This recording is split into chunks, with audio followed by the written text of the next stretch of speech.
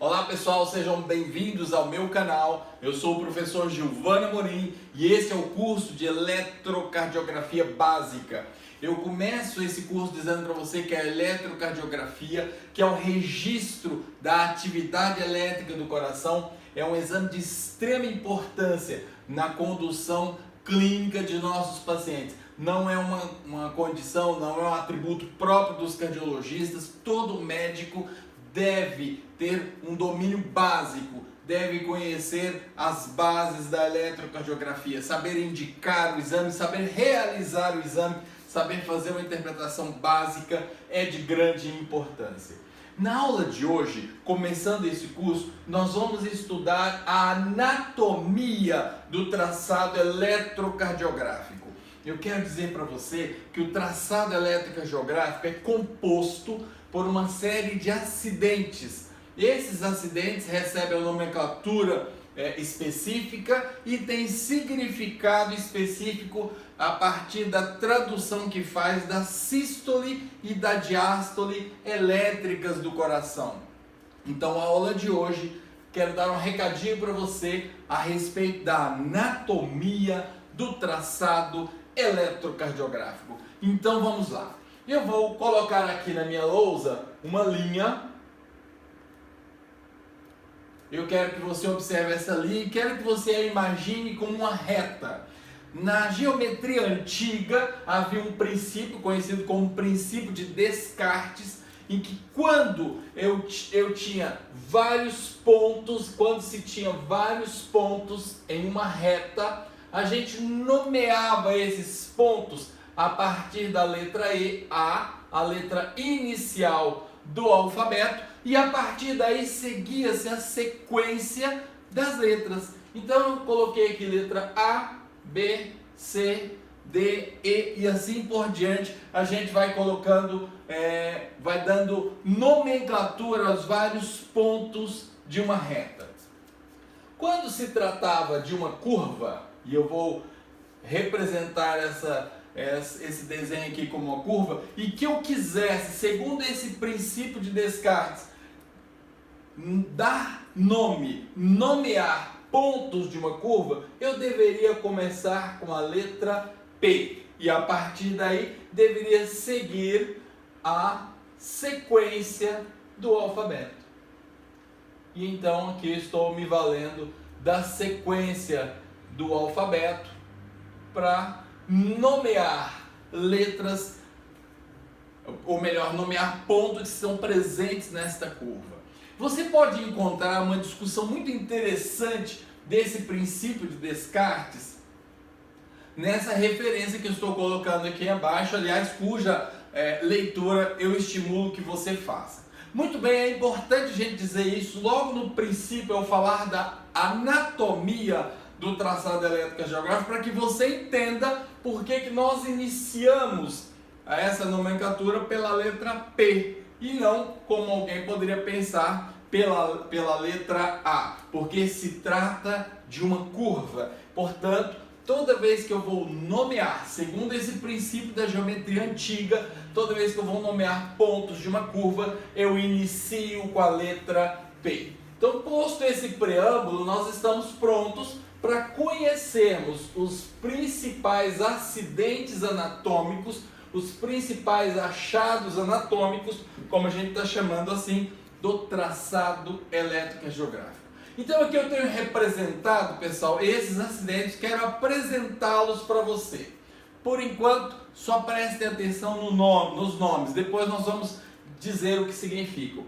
O primeiro acidente que eu observo no meu traçado eletrocardiográfico, nós vamos dar o nome de onda P. E você já sabe por que foi escolhida a letra P, porque se trata de pontos em uma curva. Então, a partir da sequência, como eles forem apresentando, eu vou dando nomes para esses pontos a partir da letra P e seguindo a sequência do alfabeto. Então, tenho P, Q, R, S, T e U. Essa então é a sequência das dos acidentes anatômicos, dos elementos anatômicos que compõem um traçado eletrocardiográfico. Antes de descrever para você o significado desses traçados, ou melhor, dos acidentes desses traçados, eu quero apresentar para vocês o papel milimetrado com que trabalhamos em eletrocardiografia. O traçado eletrocardiográfico, pessoal, esse do qual nós estamos estudando os acidentes anatômicos, ele é registrado em papel quadriculado que tem no seu aspecto horizontal 1 milímetro e tem no seu aspecto vertical 1 milímetro.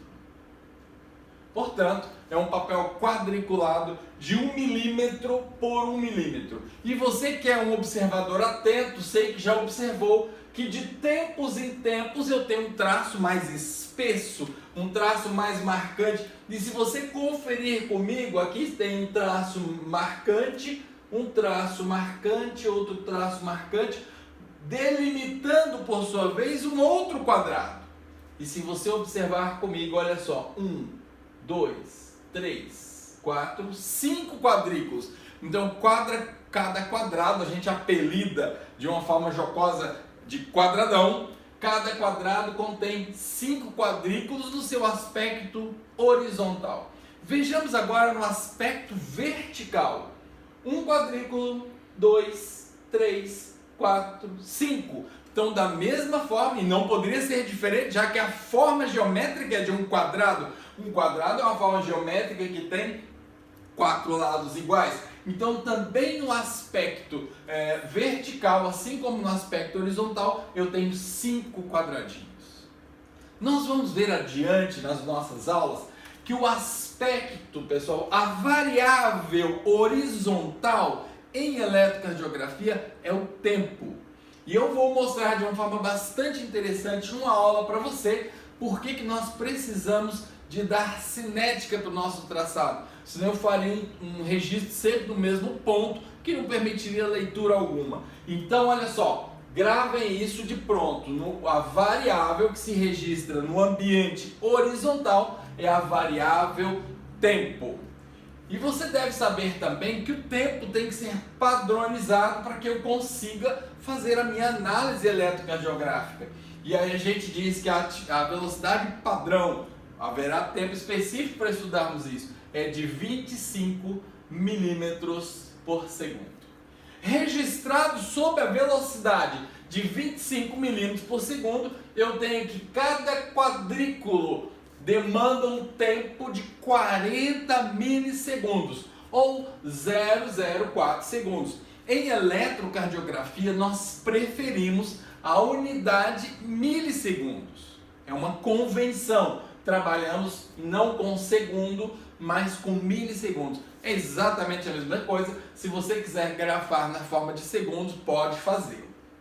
Ora, então, se cada quadrículo no seu aspecto horizontal, estamos falando de variável horizontal, variável de tempo, tem 40 milissegundos, cada quadrado maior, que de forma jocosa chamamos de quadradão, vai ter 200 milissegundos, que é exatamente o produto de 40 milissegundos, tempo de percorrer cada quadrículo, multiplicado pelo número de 5 quadrículos. Então, 0,2 segundos ou 200 milissegundos.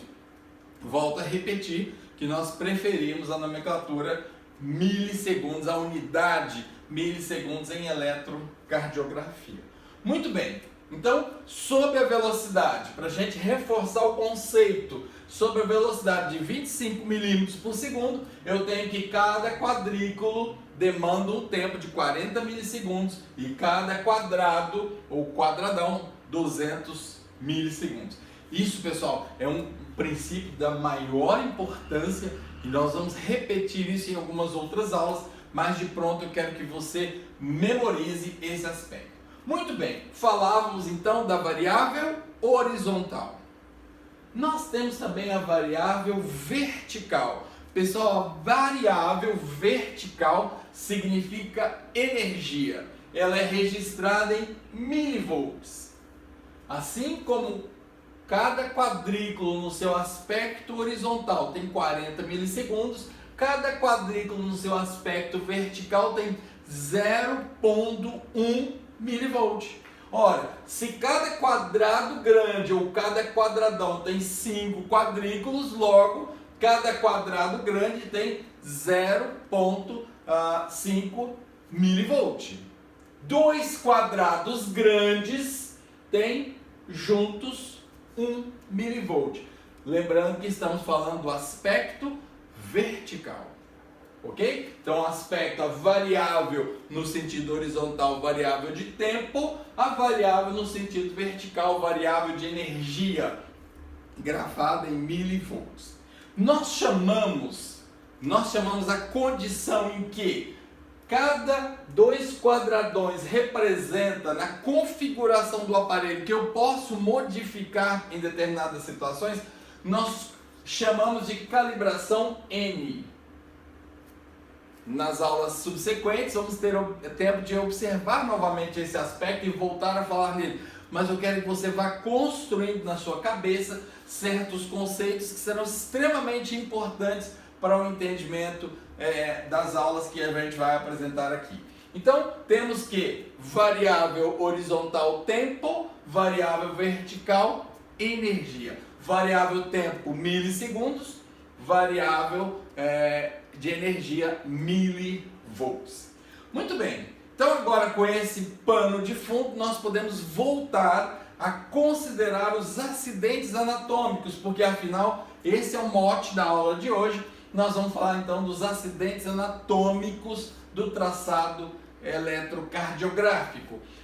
A primeira onda que aparece no ciclo elétrico, na sístole elétrica do coração, é grafado então como a onda P, e você já entendeu por que é P, dado o princípio de Descartes da geometria antiga. A onda P, pessoal, representa os eventos de despolarização atrial. Então, se perguntarem para você qual é o significado da onda P, despolarização atrial. Muito bem, passada a despolarização atrial, segue-se um tempo de isoeletricidade.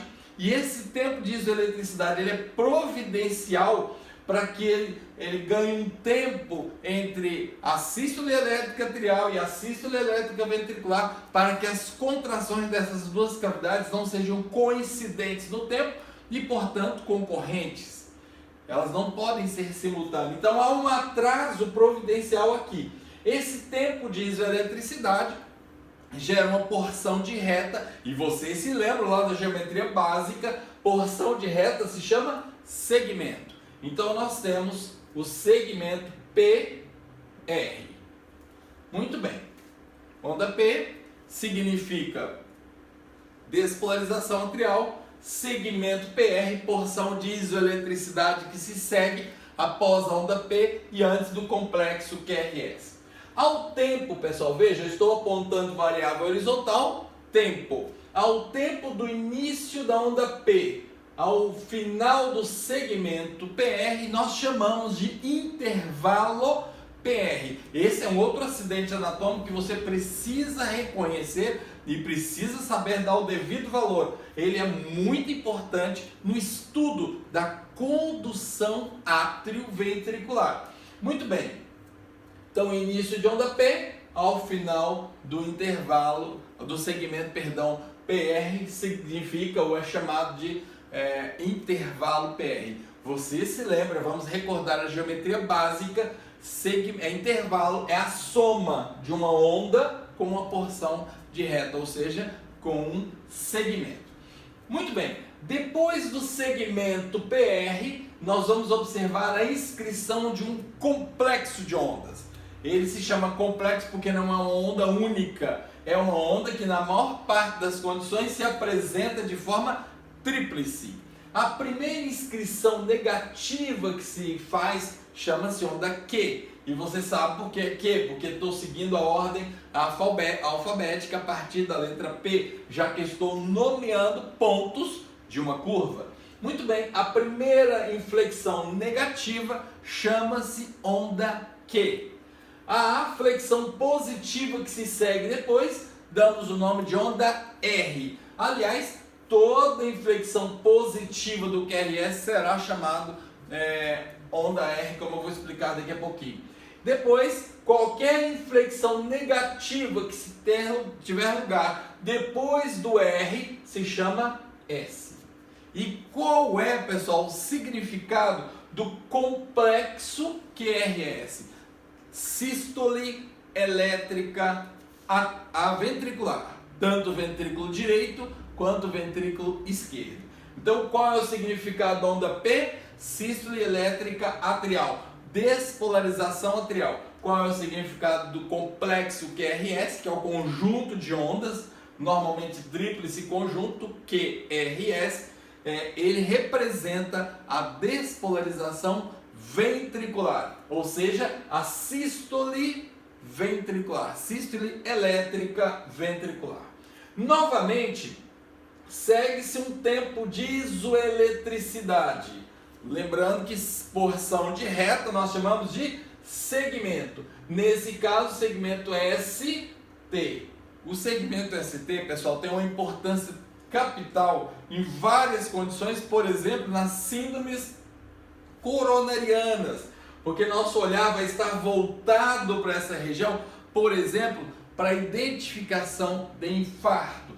Por falar em infarto, pessoal, o último ponto do complexo QRS, que ainda é QRS, antes que se inicie a inscrição do segmento ST, nós chamamos de ponto J. O ponto J é muito importante para nós classificarmos ou para nós reconhecermos os desnivelos do segmento ST, seja o supradesnivelo, quando ele se mostra elevado em relação à linha base, seja o infradesnivelo, quando ele se mostra rebaixado em relação à linha base. Aliás, linha base do traçado eletrocardiográfico é um outro acidente anatômico que nós não podemos deixar de comentar aqui para você. É uma linha imaginária que passa tangenciando as ondas P's, ou seja, ela cria como que uma linha base, uma linha estrutural a partir da qual o eletrocardiograma será inscrito. Então eu tangencio uma linha imaginária passando pelas ondas P e a partir daí eu tenho o que nós chamamos de linha base do traçado eletrocardiográfico. E eu vou comparar o posicionamento do ponto J, que é o último ponto do QRS, que ainda é QRS, antes que se faça a inscrição do segmento ST, eu vou observar o distanciamento em relação à linha base. Tem toda uma criterização que você vai aprender aqui com a gente nesse canal, no curso de eletrocardiografia básica. Nós então avaliamos o distanciamento com a linha base para afirmar se o nosso paciente tem infradesnivelo ou supradesnivelo de ST. Muito bem, após esse tempo de silêncio, esse tempo isoelétrico que é representado nesse acidente de segmento de reta, de porção de reta, o segmento ST, nós vamos assistir à construção de uma onda habitualmente positiva. Essa onda positiva é a onda T. E a onda T, pessoal, representa a repolarização ventricular.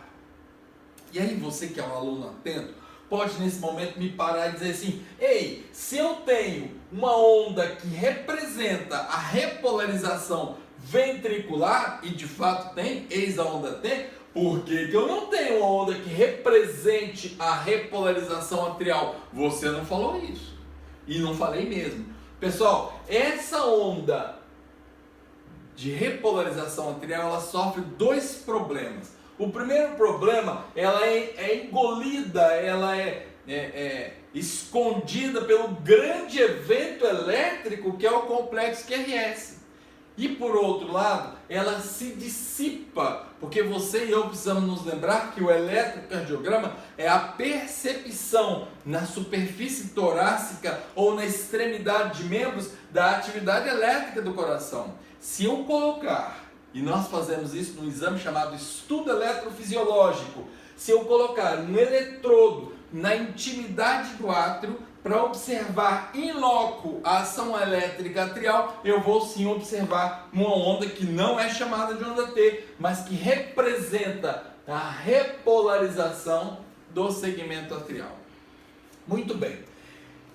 Segue-se novo tempo de isoeletricidade, um novo segmento é formado e em alguns casos não é habitual, não é prevalente em todos os casos, em alguns casos se gera uma nova onda, normalmente positiva, que recebe o nome de onda U. Já vai aqui um spoiler de aulas futuras, essa onda U vai apresentar-se em algumas condições patológicas, mas também pode aparecer em indivíduos saudáveis, jovens, longilíneos, pacientes que têm uma condição que nós chamamos de vagotonismo, e sob baixa frequência cardíaca, essa onda pode aparecer em condições fisiológicas. Muito bem.